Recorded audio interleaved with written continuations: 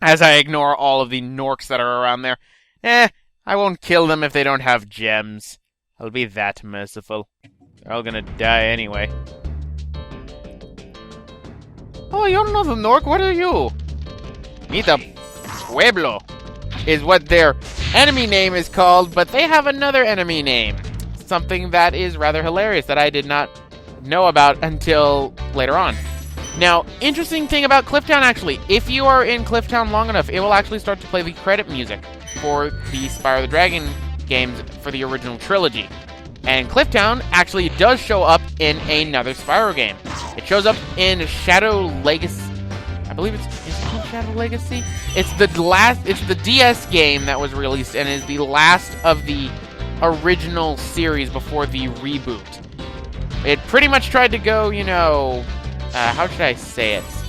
It tried to go Mario and Luigi on us, but unfortunately it was very repetitive. I have actually played bits and pieces of that, and I have to say it was very repetitive and just made me want to go and play Mario and Luigi more. So if Activision was going for a way for me to, go and buy more things for Nintendo, you did your job, Activision. You did your job well. Ooh, actually sounds like fun to play right now. So, let's kill the Pueblos, or their other names are known as the Mama Slaves, because those enemies, the big ladies, are known as, I think Shaman Mamas is what their enemy name is called, but pretty much they are called, the Pueblos are called Mama Slaves, which I find to be really funny, actually. I get where Insomniac was going with, but I digress, so change subjects. Let's talk to Halvor. How's a dragon supposed to flame metal armor anyway?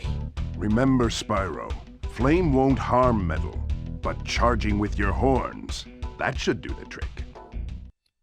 Chemistry has lied to me for years. God damn it, flame won't harm metal. I should have known. Better go and fight that dragon, that pretty much iron suit. I'm sure no repercussions will come from that at all. Wait, where did these Pueblo come from? Die! Die! Die! Die! It's been a while since I've said that, so just keep on my murder spree, I guess. Alright, 8 lives.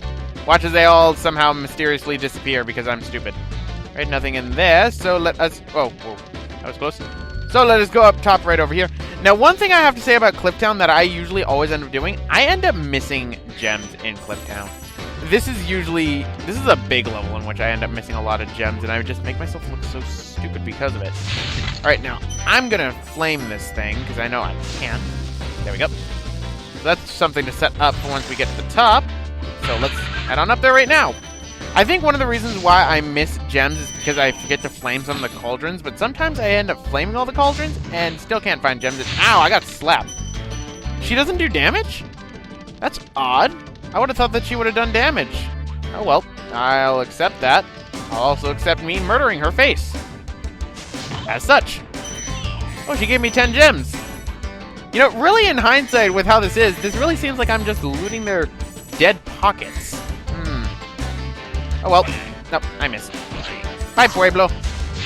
And here's another Pueblo. Bye-bye. And burn her alive. Yay! Murder and riches. Just what everyone wants. Oh, don't want to fall. If you get to the top of this, there will be a whirlwind that will activate, and believe me, I'm going to need to use that. So let's grab all these gems right here. So shiny. So precious. So probably made out of, lame materials, but oh well, and there we go. Do that. And I think the music's starting to slow down a bit. So here's where the level exit is. This is going to be another level in which I don't end up, using the level exit because it's so far away from where the remaining gems are in this stage. But this is actually, I believe, the second of 3 dragons in here. So, Enzo. Hey, what's on the other side of that river? Why don't you glide there and find out? Well, you didn't have to be a dick. You could have just told me. So, before gliding over there, we're going to glide on the rooftops over here. Get some of the remaining gems. That's one way. So let's now go back to the top, seeing as how I screwed that up. Alright, where's the whirlwind? There it is. Whirlwind! Alright, let's try that again. Seriously, I can't believe I screwed that up. Then again, this is me we're talking about. This is when the Let's Play curse kicks in. I just know it. In the meantime... Wait, is that a Pueblo? No. It's just those rat things that are over there that I was seeing. So, back up to the top through the whirlwind, and now let's fly across the canyon. Right, so, jump, and... glide! Whee! Now, notice the sky drop background for here. You'll notice them a lot in other stages. For Insomniac in the later Ratchet and Clank games. Yeah, in the later Ratchet and Clank games, they use these. No, they use them in later Spyro games, actually. There are a few stages that actually use them to a pretty much T in later Spyro games. You just need to know how to pick them out for which one's which. Not all of them are used, obviously, and sometimes they're touched up a bit, but if you can pick them out, it's really interesting to find out which ones are and which ones aren't. In the meantime, I'm just going to be burning all these vultures. Because they are not Russian eagle owls. They are not my clockwork. Oh, I can't wait for the Sly Cooper movie. I'm actually curious about it. The only thing I really want them to do is fix that god-dang Murray design, because, oh, God. It's scary. It's the thing of nightmares. Right, no gems right here, so let's go and get the last dragon right over here, and then get the remaining gems. So, be free! Marco! Balloonist? You've reached the highest point in Clifftown. You can get to almost anywhere from here. If I were you, I'd use that whirlwind there. We're at the highest point in Clifftown. But that place looks higher. Sir, I think you be lying to me, and sir, I seem to have forgotten what the camera button is. Again? Yes, again. I need to stop doing that. Watch as I get used to the camera, like, right at the end of the game. And then I go and play the other Spyro games just for the heck of it, and then suddenly I forget it. And it looks like I'm going to be missing gems. Oh, God, I'm going to be missing gems. I think I'm going to be missing gems. So, for right now, fly over back here. Now, these gems are well hidden, I have to say. They don't really hide gems like this after this game. Well, like, hide it that well, I think. There's still some that they do, and I think I'm missing... Yes, I am missing 15 gems. Well, that's not good. That's not good at all. I hate it when I'm missing gems in Clifftown. I always miss gems in Clifftown. So, tell you what, ladies and gentlemen, I'm going to cut until I find them, because I know this is going to take me a while, because I am blind as a bat when it comes to these things, believe me. So, cutting at it real quick. Never mind, I found them, ladies and gentlemen. They were right at the base of the cliff. That only took me about, like, a minute or so. So, that takes care of this stage. So, let's get out of here. And on to the next stage, which is... what is the next stage? Oh, I know what the next stage is, and I actually don't like it. It's actually one of my most hated stages in this game. Not my most hated, no. That's reserved for something else. Something much worse. So, our next stop is Ice Cavern. Oh boy. I am just not a fan of Ice Cavern. No, there aren't ice physics here, but there is a mechanic that's actually not used in the later Spyro games, which is kind of weird because I think it's kind of an interesting mechanic. So, Ice Cavern. Probably weren't expecting this when we were in, you know, the place we were before. So right off the bat, what I'm going to be doing is I'm going to be doing this level in reverse. I'm going to be grabbing this, and if I do this right, fly over this way to where there are 3 lives. Congratulations, you are now at the end of the level. Now we got to go in reverse. I just wanted the lives, what can I say? And look at all the Norks I get to kill. So many Norks. And whatever these things are inside these, you know... What are they? Are they like giant mutant clams that instead of, you know, producing pearls... No, wait, no, oysters. Pearls. Giant mutant oysters that, you know, instead of producing pearls, give you giant silver dragon statues? Oh well. So, our first dragon is actually the last dragon, Asher! Yay for reverse! Thank you for releasing me. No problem, old man. Don't fall now. Alright, so... Ow!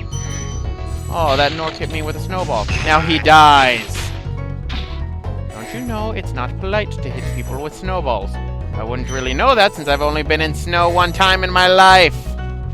Oh, California, the fact that you can't. So notice this big guy right here. This guy was smart enough to, you know, fully coat himself in metal armor.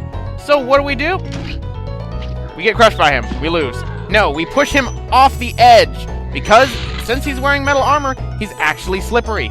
This is a mechanic that's never used again in the Spyro the Dragon series, which surprises me greatly, and I'm gonna burn this bat.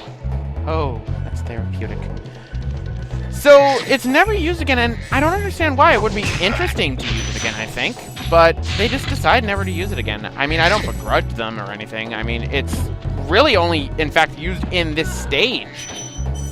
After this, it's gone. They don't bring back a sliding mechanic and an enemy covered in full body armor like this that doesn't have some sort of weakness to flame in their back, because the flame in the back weakness has been something that's used in all of these Spyro games. And here's something that I really hate about Ice Cavern.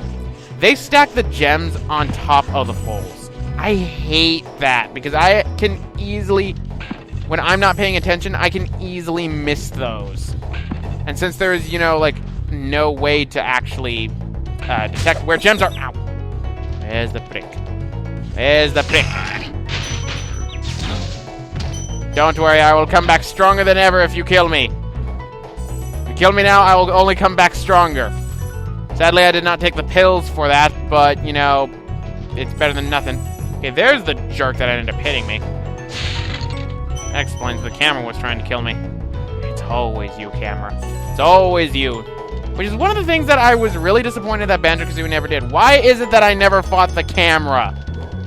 Why did I never fight the camera? It's the ultimate enemy in video games. It tries to kill you and it plots your demise every day. In fact, it leads to your demise most of the time. At least for me. It's like I'm about to kill this bat if I can get to it. Oh well, I can't. So time to kill the Nork. Take my frustration out of the Nork, and there we go. So, be free, Ragnar! Interesting name. You've done well, Spyro. Some dragons thought you weren't ready, but I knew they were wrong. I'm ready, all right. Ready for what? Is this about this stupid destiny that keeps getting brought up that's only going to be brought up for one game and then, you know, completely just, you know, kept quiet about until the Legend of Spyro series? Which, again, I still need to really try out. Really, for me, I think at this point, the reason why I haven't fully tried it out is because I'm waiting to get all the games, because I know Dawn of the Dragon, looking at the PS3 price for that thing, is very expensive, and I think it's the same price for the 360 as well. I just don't, my 360 is currently in a box, so yeah, not gonna get that. And I do know that it's on the DS and everything, but I like animated cutscenes instead of, you know, the storybook sort of thing. It's one of the reasons actually why I was never really into the storybook Sonic games. Control issue being the other one, but that really only applied into Sonic and the Secret Rings. So, let's free this dragon right here. Andor. Thank you for releasing me. No problem. Yeah, I'm just gonna say that every time they say thank you for releasing me. Oh, no, I almost got crushed. That would've been bad. Oh, look, another life! I think you can really grind for levels in this place. Wow. That's like, what, our 5th life that we've gotten? And you know what's actually something that's really bad? I haven't saved. Perhaps I should. Oh, bat! Bat. There we go.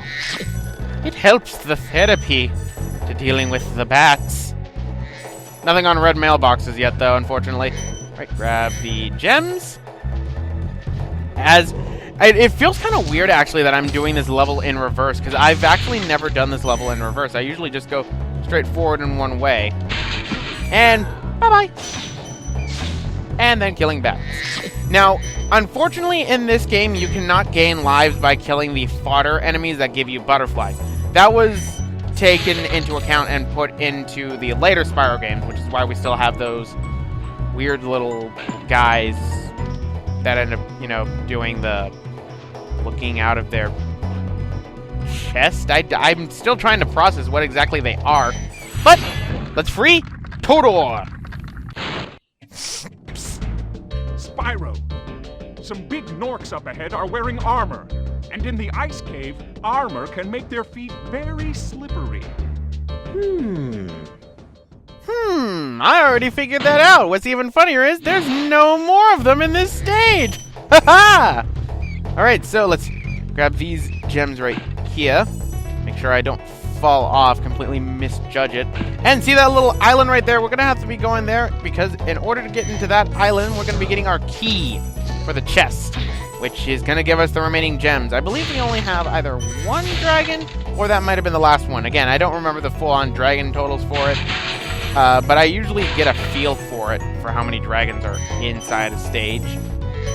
Like, by making, I guess, really guess. There's a gem right there, but I'm gonna be coming back this way, so it doesn't really matter. So, let us go up and glide on down. Drop like a rock. And grab the key! That's another key for us, so now we just gotta go back, which is why I gotta kill myself.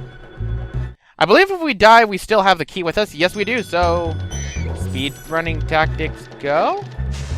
I'm gonna go with speedrunning tactics, go! You know, unintentional speedrunning tactics, but speedrunning tactics are speedrunning tactics nonetheless! So, let us open up the box right here. Now, it was always weird for me because I always thought that Spyro 3 was the first game that introduced, like, you know, the get the key in order to get the remaining gems inside a level, but that was because I never played Spyro 1 as my first Spyro game. My first ever Spyro game was Ripto's Rage. My second one was not Enter the Dragonfly, it was Year of the Dragon. And actually, I played Enter the Dragonfly before I even played the first Spyro game. The time in which I actually played the first ever Spyro game was the same time in which I first played the first Sly Cooper game, actually, at my cousin's house. In fact, I believe I did that the same day, but she didn't have a PS1 memory card, so she couldn't save. So I, had to just bum rush it through the entire game, unfortunately. But here's the last dragon here, and that is Ulrich. A word of caution, little one. Wait until you grow big, like me, before charging those large enemies. Well, something's telling me I'm never gonna grow that big, even in the Legend series. Although I don't know how the charging mechanics work in that, as I keep alluding to the fact that I've not played them. I suppose I could watch a Let's Play of them, but I kinda don't want to. I kinda want to experience it for myself, but oh well. And there we go! And that, ladies and gentlemen, is how you complete a level in reverse order. So, that takes care of this one. Pretty much we've done every single stage in this world just by simply going through it by hitting the start and exit button. But now we just need to do the speedway, and then we need to do the boss here, which has a very interesting name.